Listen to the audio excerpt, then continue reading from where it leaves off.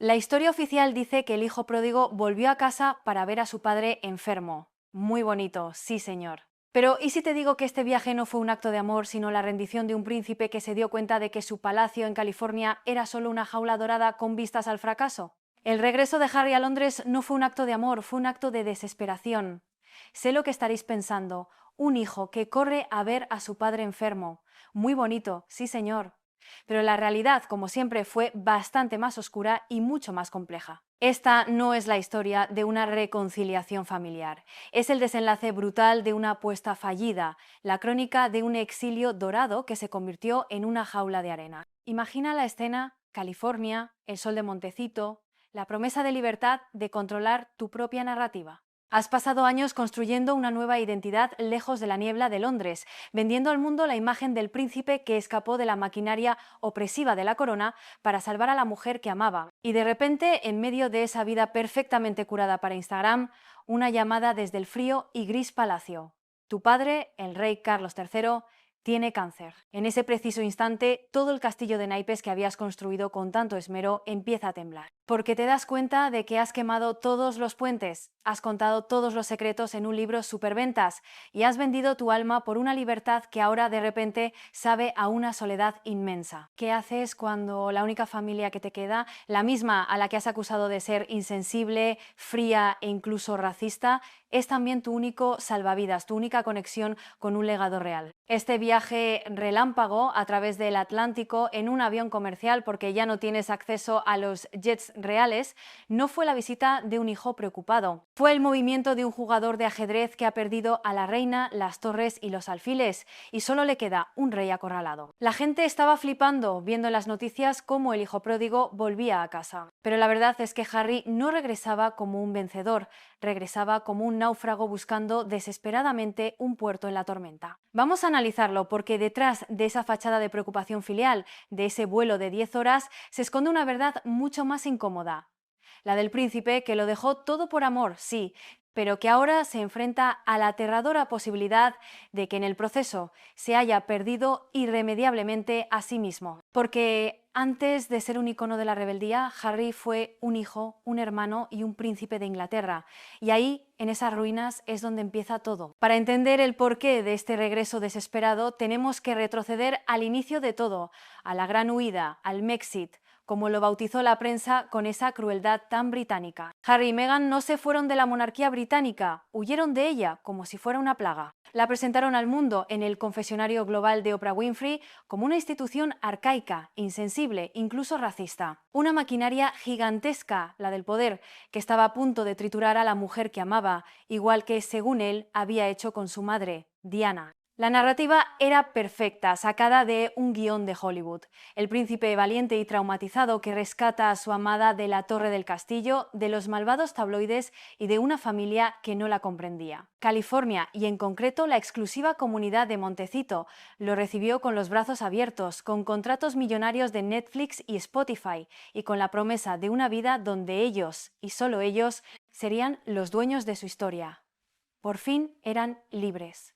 Libres de los protocolos asfixiantes, de la prensa británica a la que Harry odia con toda su alma, y libres de la sombra de un hermano, William, destinado a ser rey. Pero la libertad, amigos, tiene un precio. Y pronto descubrirían que aquello no era un cuento de hadas, sino el simple cambio de una jaula dorada por otra. Una jaula con piscina, gallinas rescatadas y vecinos famosos. Sí, pero una jaula, al fin y al cabo, porque al cortar los lazos institucionales con la corona, también cortaron su principal fuente de relevancia y sobre todo de misterio. Ya no eran altezas reales en activo, eran celebridades. Y en Hollywood la fama es un monstruo insaciable que siempre pide más. Más escándalo, más confesiones, más drama. Y ellos se lo dieron todo. El libro, el documental, las entrevistas, vaciaron su saco de secretos reales hasta que no quedó nada más que contar. Y cuando el pozo se secó, se dieron cuenta de la cruda realidad. Su único producto verdaderamente valioso era su conexión, aunque fuera conflictiva, con la familia que habían dejado atrás. Mientras Harry cruzaba el océano en un torbellino de emociones, en Londres la maquinaria que también conocía ya se había puesto en marcha. Y esa maquinaria, a la que llaman la firma, no funciona con lágrimas ni abrazos, sino con comunicados de prensa medidos al milímetro y una disciplina de acero heredada de siglos de tradición. El anuncio de la enfermedad del rey Carlos fue un ejemplo perfecto de cómo opera la corona. Fue un golpe controlado, preciso y despojado de todo sentimentalismo innecesario. No hubo detalles escabrosos para alimentar a los tabloides, no hubo llamadas a la compasión. Simplemente, un hecho, el diagnóstico y la afirmación de que el monarca seguiría cumpliendo con sus deberes de Estado desde detrás de un escritorio. Punto. Se transmite calma, control y sobre todo continuidad. El lema no escrito es: el rey está enfermo, larga vida al rey. Es precisamente esta institución fría y pragmática de la que Harry huyó, una entidad que ve el drama personal no como una tragedia humana, sino como una inconveniencia que debe ser gestionada, contenida y, si es posible, silenciada. Por eso, para el Palacio de Buckingham, la inminente llegada de Harry no era la de un hijo arrepentido, era una variable incontrolable en medio de una crisis de relaciones públicas cuidadosamente orquestada. ¿Cómo encajar al hijo rebelde, al que ha aireado los trapos sucios de la familia en un libro y en televisión, en esta narrativa de estabilidad y fortaleza? El palacio no se preparaba para un reencuentro emotivo. Se preparaba para contener un posible desastre, para minimizar el ruido mediático y para asegurarse de que el foco permaneciera donde debía estar, en la imagen de un rey resiliente y una monarquía inquebrantable. La gente en la calle estaba flipando, especulando sobre abrazos y perdones. Pero dentro de los muros de palacio era solo otro día en la oficina, otra crisis que gestionar con la misma impasibilidad con la que se gestiona una visita de Estado o un escándalo menor. La reunión, ese esperado momento del reencuentro entre padre e hijo después de meses de Guerra Fría, duró menos que un episodio de una serie de Netflix, 55 minutos. Ni uno más ni uno menos. No fue en una sala acogedora con chimenea en Sandringham, ni hubo abrazos que repararan años de dolor. Fue en Clarence House, la residencia oficial de Londres, un escenario formal casi de oficina. Y fue, por encima de todo, un acto de negocios. La cosa es que el tiempo estaba cronometrado. Imagina la tensión. Cada gesto, cada sorbo de té, cada silencio incómodo estaba siendo analizado, no por las cámaras, porque todo se mantuvo en el más estricto secreto, pero sí por la historia. No había espacio para la espontaneidad, para la catarsis emocional que tanto gusta en California. Carlos, representando a la institución milenaria que es la corona, se mostró controlado, pragmático, un rey recibiendo a un duque, casi más que un padre recibiendo a un hijo. Y Harry, el chico de Hollywood, acostumbrado a las confesiones emocionales en cámara, tuvo que volver a ponerse el uniforme invisible de príncipe británico. Tuvo que sonreír, asentir y mantener la compostura, porque este encuentro no era para sanar heridas, era para la foto. Una foto invisible, claro, pero una foto simbólica al fin y al cabo. Era la prueba de que, a pesar de todo el veneno derramado, el vínculo de sangre no estaba completamente roto. Pero la brevedad del encuentro fue un mensaje en sí mismo, un mensaje brutalmente claro y muy poco sutil. Eres bienvenido, pero en nuestros términos y bajo nuestro horario, y nuestro tiempo es limitado. Fue un golpe de realidad para Harry. Podía ser una estrella mediática en California, pero en Londres, en el corazón del poder real, volvía a ser solo una pieza en el gran tablero de la monarquía, y una pieza además que ya no era esencial. La reina Camila, por cierto, se aseguró de estar presente no tanto para participar, sino para actuar como testigo y chaperona, una garantía de que la conversación no se desviaría hacia terrenos peligrosos. Mientras Harry tomaba ese té cronometrado y tenso en Clarence House, a miles de kilómetros de distancia, en la soleada Montecito, una ausencia pesaba más que cualquier presencia.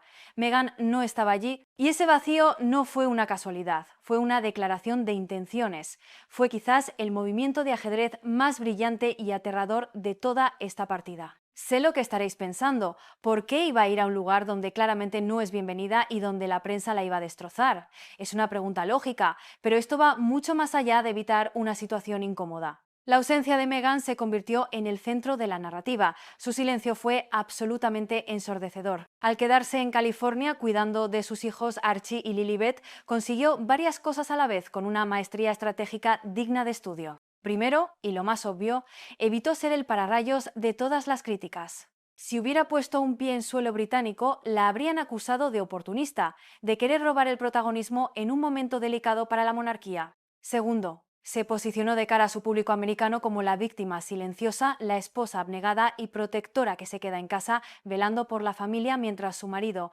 afronta la tormenta solo. Claro que sí, guapi. Y tercero, y esto es lo más importante, demostró que su poder no reside en estar físicamente presente, sino en su capacidad para influir y controlar desde la distancia. Dejó que Harry fuera solo, que se enfrentara a su padre y al fantasma de su hermano, sabiendo perfectamente que cada gesto de él, cada palabra, cada titular sería inevitablemente interpretado como una extensión de la voluntad de ella. Su ausencia no era un signo de debilidad, era la máxima expresión de su control sobre la situación. No necesitaba estar en la habitación para dominarla por completo. El fantasma de Meghan Markle, la duquesa exiliada, sobrevolaba cada segundo de esos 55 minutos de té y tensión. Si la ausencia de Meghan fue estratégica y calculada, la de William fue visceral y brutalmente honesta. El elefante en la habitación, el verdadero drama que nadie se atrevió a nombrar durante esa visita de 24 horas, fue que los dos hermanos, el heredero y el repuesto, no se vieron. Ni un saludo, ni un mensaje, ni un encuentro casual en los pasillos de un palacio. Nada. Y ese silencio sepulcral grita más fuerte que todas las entrevistas explosivas y los libros autobiográficos juntos. La relación entre William y Harry no está simplemente rota, está pulverizada, hecha cenizas. Y hay que entender por qué. Para William, las acciones de su hermano no son un simple drama familiar o un salseo para la prensa. Son una traición directa a la institución que él ha jurado proteger, a la memoria de su abuela, la reina Isabel II, y sobre todo al futuro de su esposa Catalina, a la que Harry y Meghan atacaron directa e indirectamente en sus confesiones públicas. Imagínate por un segundo ser William, eres el futuro rey. Tu esposa, la futura reina, se está recuperando de una cirugía abdominal mayor y muy seria, rodeada de todo tipo de especulaciones. Tu padre, el actual rey, acaba de ser diagnosticado con cáncer. Y en medio de esa tormenta perfecta, el hermano que ha pasado los últimos años lanzando bombas mediáticas contra los cimientos de tu familia y de tu vida, aparece de repente en la puerta, supuestamente buscando una tregua. La desconfianza debe ser absoluta. ¿Cómo puedes tener una conversación privada y sincera con alguien que podría estar tomando notas mentales para su próximo especial de Netflix o la segunda parte de su libro? Para William, Harry ya no es solo su hermano pequeño, el compañero de juegos y de dolor tras la muerte de su madre. Ahora es, ante todo, un riesgo para la seguridad y la estabilidad de la corona. Y en el mundo de la monarquía, el deber y la protección de la institución siempre aplastan al sentimiento personal. La brecha entre ellos ya no es una simple pelea de hermanos. Es un abismo de dolor, resentimiento y desconfianza que parece hoy por hoy completamente insalvable. La transformación de Harry es fascinante y trágica a partes iguales. Es como ver a dos personas completamente distintas luchando por el control de un mismo cuerpo, una batalla interna que se libra a la vista de todo el mundo. Por un lado tenemos al Harry de Windsor, el príncipe criado en la estricta tradición de Never Complain, Never Explain, el militar que sirvió a su país en Afganistán, el hombre que entiende a la perfección los códigos no escritos de la aristocracia, los protocolos y las reverencias. Y por otro lado, cada vez más dominante, tenemos al Harry de Hollywood, la celebridad consciente de las cámaras, el hombre que ha aprendido a monetizar su dolor en la cultura terapéutica de California y a convertir cada aparición pública, cada lágrima, en un titular. Durante su breve y tensa estancia en Londres, vimos a ambos en acción, y el choque fue brutal. En la reunión con su padre vimos destellos del Harry de Windsor, contenido, formal, casi sumiso, volviendo a su rol de hijo y duque. Pero en sus apariciones posteriores en eventos como los Invictus Games, vimos al Harry de Hollywood en todo su esplendor. La sonrisa un poco forzada, el gesto estudiado para la cámara, la emoción a flor de piel que a veces parece desgarradoramente auténtica y otras puramente performativa, como si estuviera siguiendo un guión escrito por un equipo de relaciones públicas. Es un hombre atrapado entre dos mundos, y esa tensión es palpable, casi dolorosa de ver. Cada movimiento es analizado hasta la extenuación por la prensa y el público. ¿Está siendo sincero o está actuando? ¿Es el hijo arrepentido o es la estrella de un reality show que sabe que las cámaras no dejan de grabar nunca? La tragedia, y esta es la parte triste, es que probablemente ni él mismo lo sepa ya. Ha desdibujado tanto la línea entre su vida personal y su narrativa pública que es prácticamente imposible saber dónde acaba una y empieza la otra. Su mundo cambió por completo y ahora vive en esa frontera incómoda entre lo que siente y lo que vende. El poder de Meghan Markle es un caso de estudio fascinante. Ha perfeccionado el arte de la omnipresencia a través de la invisibilidad. Mientras Harry estaba en Londres siendo examinado bajo el microscopio de su familia y de la prensa, ella no dijo ni una sola palabra.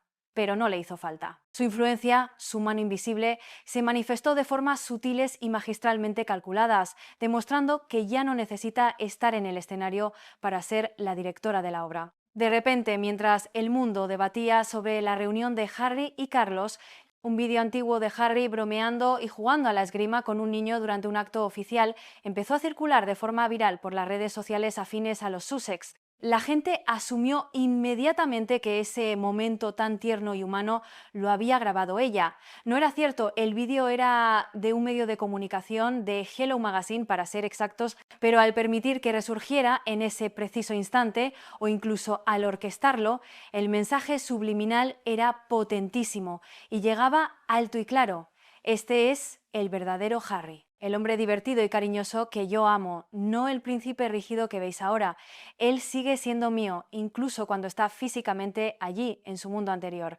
Es una estratega brillante. Entiende que en la era digital no necesitas dar una entrevista en horario de máxima audiencia para dominar el ciclo de noticias. A veces, un repost oportuno, una foto cuidadosamente filtrada a través de amigos o simplemente un silencio atronador pueden tener un impacto mucho mayor y, sobre todo, te permiten negar cualquier implicación. Mantiene a Harry atado a su influencia sin que él, aparentemente, se dé cuenta del todo. Mientras él intenta navegar el campo de minas emocional que es su familia, ella, desde la distancia, se asegura de que el mundo nunca olvide que él es parte de una historia mucho más grande y cuidadosamente curada. La historia de amor y supervivencia de los Sussex. Su ausencia en Londres no la debilitó en absoluto, al contrario, reforzó su imagen de poder en la sombra, la de la mujer que mueve los hilos desde su palacio de Montecito sin necesidad de mancharse las manos. Ahora vamos a hacer algo difícil. Vamos a ponernos por un momento en los zapatos de Carlos III. Sé lo que estaréis pensando, pero imagina la situación.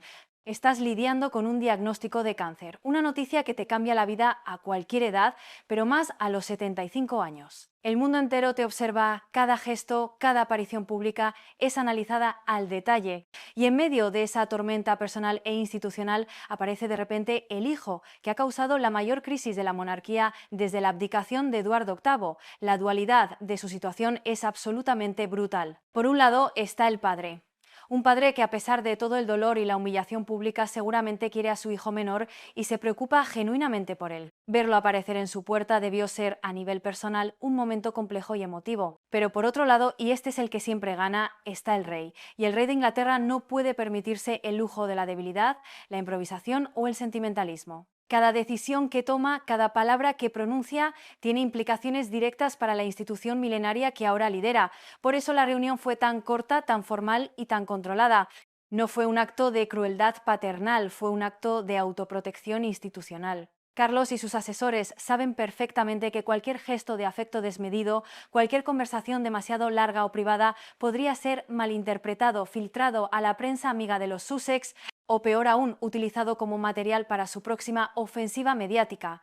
La corona, como institución, ya no se fía de Harry y Carlos, como su encarnación viviente, tiene que actuar en consecuencia. Su enfoque disciplinado, casi frío, es el lenguaje de la monarquía. Un lenguaje que Harry, en su nueva vida californiana, parece haber olvidado por completo. El rey le abrió una pequeña ventana, una oportunidad para un primer paso simbólico, pero dejó muy claro que el camino de vuelta, si es que existe alguno, será largo, difícil y, sobre todo, bajo las estrictas reglas de la casa que un día decidió abandonar.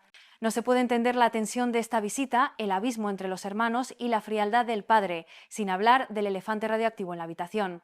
El libro Spare en la sombra en español. Esa autobiografía no fue un simple desahogo o un ejercicio de memoria. Fue un acto de guerra nuclear narrativa, premeditado y ejecutado con una precisión letal. Harry no solo contó su versión de los hechos, sino que dinamitó la privacidad y la reputación de su propia familia con un nivel de detalle que rozaba lo sádico. Fue la traición definitiva al código de silencio de los Windsor. Atacó sin piedad a su madrastra Camila, la actual reina consorte, a la que calificó de peligrosa y villana, acusándola de filtrar historias a la prensa para rehabilitar su propia imagen a costa de la suya. Muy bonito, sí señor. Describió con pelos y señales una pelea a gritos con su hermano William, el futuro rey, en la que, según él, William lo tiró al suelo rompiendo el cuenco del perro. Y expuso a su cuñada Catalina, la impecable princesa de Gales, como una figura fría y calculadora que hizo llorar a Meghan días antes de su boda, por una discusión sobre los vestidos de las damas de honor. Después de lanzar esas bombas de napalm sobre tu propia familia, ¿cómo puedes presentarte en la puerta un par de años después y esperar que te reciban con un abrazo y una taza de té caliente? El libro quemó los puentes de una manera que parece totalmente irreparable, porque no solo reveló secretos familiares, lo cual ya es grave, sino que demostró una falta de lealtad tan profunda que para una institución como la monarquía, que se basa en la confianza y la unidad de cara al exterior, es el pecado capital. La familia real opera bajo un código de silencio y unidad. Harry lo rompió en 1000 pedazos y luego vendió esos pedazos al mejor postor por millones de dólares. Por eso William no quiere ni verle, por eso Carlos le concede menos de una hora. No es solo por el dolor personal, que debe ser inmenso, es porque han perdido por completo la confianza en él. Cada palabra que se diga en su presencia es susceptible de acabar en la próxima entrevista, en el próximo documental o en la edición de bolsillo de su libro. Y ese es un riesgo que la corona simplemente no puede permitirse correr. Y con todo esto sobre la mesa llegamos al meollo de la cuestión, a la pregunta del $1.000.000. ¿Qué motiva realmente este súbito y aparentemente urgente deseo de reconciliación por parte de Harry? ¿Por qué ahora? A ver, podemos ser románticos y pensar que es el despertar de una conciencia culpable, un hijo que, al enfrentarse a la fragilidad y la mortalidad de su padre, se da cuenta de sus errores y del dolor que ha causado, y busca genuinamente el perdón. Es una posibilidad, claro. La enfermedad de un ser querido tiene esa capacidad de poner todo en perspectiva, pero, seamos sinceros, también podemos ser cínicos. Y la verdad es que el timing de este acercamiento es, como mínimo, sospechoso. La cosa es que esta repentina necesidad de reconectar llega justo en un momento en que la marca Sussex, esa empresa global que pretendían construir, parece estar en horas bajas, por no decir de capa caída. Su millonario contrato con Spotify se fue al traste y un ejecutivo de la compañía los calificó públicamente de puñeteros timadores. Su mega acuerdo con Netflix ha producido un documental lacrimógeno y poco más. Y lo más importante, su popularidad, especialmente en el Reino Unido, pero también en Estados Unidos, está por los suelos. Da la sensación, y es una sensación muy fuerte, de que se han dado cuenta de que sin la conexión real, sin el drama constante con la familia real, su producto pierde valor. Están volviendo a la puerta del palacio no como vencedores de su guerra por la libertad, sino como la pareja que lo intentó y, en gran medida, fracasó en su intento de convertirse en una potencia mediática independiente. Y ahora, la única carta que les queda por jugar es la de la reconciliación. Una reconciliación que, si se produce, les devolvería la relevancia, el interés mediático y, seamos claros, el posible acceso a los privilegios y la seguridad que tanto anhelan y que tanto les cuesta pagar. No quiero ser cínico, de verdad, pero todo huele un poco a una estrategia de supervivencia, un intento de reengancharse al tren de la realeza antes de que se aleje para siempre de la estación. Porque en el fondo quizás se han dado cuenta de que ser un príncipe exiliado en conflicto con su familia es mucho más rentable que ser simplemente Harry, el vecino de Oprah en Montecito. Mientras Harry intentaba este delicado y casi imposible baile de la reconciliación, el pueblo británico, ese jurado silencioso pero implacable, ya tenía su veredicto. Y es un veredicto mayoritariamente en contra, sobre todo de Meghan. Para una gran parte de los británicos, y las encuestas lo demuestran una y otra vez, Meghan Markle es la personificación de la celebridad americana que nunca entendió, o peor aún, nunca quiso entender el valor del servicio y el sacrificio silencioso que implica ser un miembro de la familia real británica. La ven como una quitter, una desertora que no aguantó más de 17 meses antes de tirar la toalla y huir a la comodidad de California. Una mujer que, según esta percepción, se llevó a su príncipe, lo alejó de su familia y de su deber. La opinión sobre Harry es un poco más compleja, más matizada por la pena. Todavía hay quien lo ve como una víctima, un hombre profundamente traumatizado por la muerte de su madre, Diana, y fácilmente manipulable por una esposa con más ambición y astucia. Pero una mayoría creciente lo ve ahora como un traidor, un hombre que, en su búsqueda de la felicidad personal y de un supuesto propósito, no ha dudado en dañar públicamente a su abuela nonagenaria en sus últimos años, a su padre enfermo y a su hermano. Sus constantes quejas sobre la falta de seguridad pagada por el contribuyente británico, sus ataques a la prensa de su país y su aparente falta de respeto por la institución que le dio todo Han agotado la paciencia de muchísima gente, por eso su visita fue recibida con un escepticismo casi total. La gente no veía en las noticias a un hijo arrepentido volviendo a casa, veía a un hombre que parece rebotar de un lado a otro, riendo y bromeando en público como si nada hubiera pasado, como si creyera que el pueblo británico iba a recibirlo con los brazos abiertos y a perdonarlo todo, y esa quizás es su mayor y más trágica desconexión con la realidad. El inmenso cariño que una vez le tuvieron se ha transformado en una profunda y para muchos irreversible decepción. Uno de los subtextos más poderosos y crueles de todo este drama familiar es el contraste, casi cinematográfico, entre las dos mujeres que se casaron con los hijos de Diana, Meghan Markle y Catalina Middleton. Es la historia de dos caminos, dos estrategias y dos resultados radicalmente opuestos.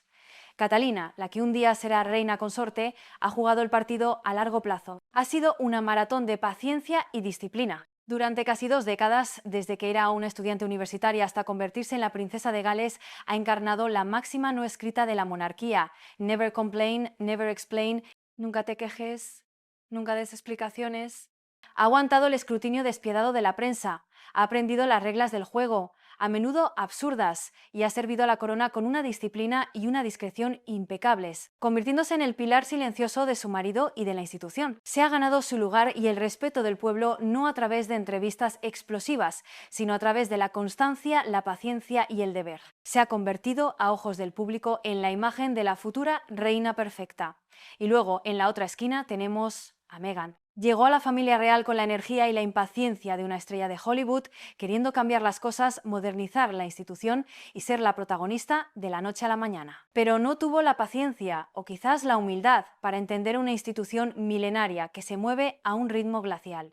No pudo o no quiso aceptar que su rol no era ser la estrella principal, sino una actriz de reparto al servicio de una narrativa mucho más grande que ella, la de la corona. Y después de tan solo 17 meses de servicio activo, se rindió, tiró la toalla y se fue. Es una comparación brutal, y es inevitable hacerla, que deja a Meghan en muy mal lugar ante la opinión pública británica. Mientras una ha demostrado un compromiso de por vida con el servicio, la otra es vista como alguien que solo buscaba la plataforma, el título y el glamour, pero que no estaba dispuesta a hacer el trabajo duro y a menudo aburrido que todo eso conllevaba. Este contraste, justo o no, alimenta la narrativa de que Harry eligió a una mujer que lo alejó de su destino, en lugar de una que, como Catalina, le hubiera ayudado a cumplirlo dentro del sistema. Al final tenemos que entender que lo que estamos presenciando no es realmente un drama familiar que se ha hecho público, es algo mucho más moderno y mucho más cínico, es una guerra de relaciones públicas.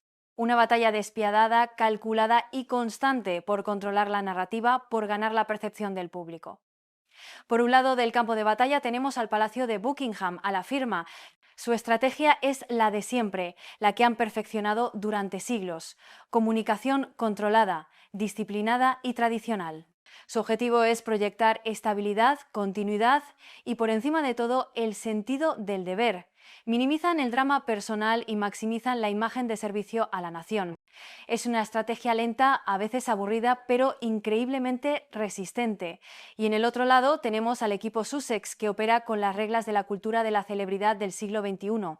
Su estrategia es la de la autenticidad radical, la confesión emocional en primera persona y el control absoluto de su propia marca personal a través de los medios de comunicación que ellos eligen. El problema, y aquí está el meollo de todo, es que ambas estrategias son fundamentalmente incompatibles. Son como el agua y el aceite. Cada movimiento de un bando es visto como una agresión directa por el otro. La visita de Harry es el ejemplo perfecto. Para él y sus seguidores quizás fue un intento genuino y valiente de acercamiento en un momento de crisis. Para el Palacio fue un riesgo de seguridad narrativa, una bomba de relojería mediática que tuvo que ser contenida y desactivada en menos de una hora. La ausencia de Meghan para su equipo pudo ser un acto de autopreservación y de sensatez. Para sus críticos fue una cobardía o, peor aún, una manipulación. En esta guerra, la verdad objetiva, lo que realmente pasó en esa habitación, ya no importa, ha dejado de ser relevante. Lo único que cuenta es la percepción, la historia que cada bando consigue venderle a su público. Y tanto los Windsor como los Sussex están jugando una partida de ajedrez muy peligrosa, donde cada peón, cada titular de periódico y cada post de Instagram puede cambiar el curso de la batalla por el corazón y la mente del público. Y así llegamos al final de este capítulo, que en realidad no tiene un final claro, solo un suspense doloroso. Harry se fue de Londres tan rápido como llegó, en menos de 24 horas, dejando tras de sí más preguntas que respuestas y la sensación amarga de una oportunidad perdida. La brecha con su hermano William sigue tan abierta y profunda como siempre, quizás incluso más. La confianza con su padre Carlos pende de un hilo finísimo. Y su lugar en el mundo, ese propósito que tan desesperadamente parece buscar, es más incierto que nunca. Esta no es solo la historia de un príncipe rebelde que desafía a una monarquía anticuada. Si lo miramos con un poco de empatía, es la tragedia de un hombre que parece haberlo perdido todo en su búsqueda de la felicidad y la libertad. Dejó atrás un reino, una familia, un uniforme militar que adoraba y un propósito claro, por una nueva vida en California que desde fuera parece cada vez más vacía de significado real, más allá de la producción de contenido sobre su propio dolor. Se ha convertido en una figura permanentemente exiliada, atrapada entre dos mundos pero sin pertenecer del todo a ninguno. Ya no es un miembro activo y respetado de la realeza británica, pero tampoco es una simple celebridad de Hollywood. Es el príncipe Harry, una marca global, un recuerdo constante de lo que fue y un símbolo trágico de lo que pudo haber sido. La historia de Harry, como la de su madre Diana, nos deja con una lección incómoda y profundamente humana, que a veces, al intentar liberarnos de nuestras jaulas doradas, lo único que conseguimos es construirnos una nueva, quizás más bonita por fuera, pero infinitamente más solitaria por dentro. Su historia no es solo salseo, es una herida abierta en la historia reciente y por eso, aunque hable de felicidad y de su nueva vida, de alguna manera sigue transmitiendo el dolor profundo de todos los que alguna vez se sintieron rotos, perdidos y sin un lugar al que poder llamar de verdad hogar.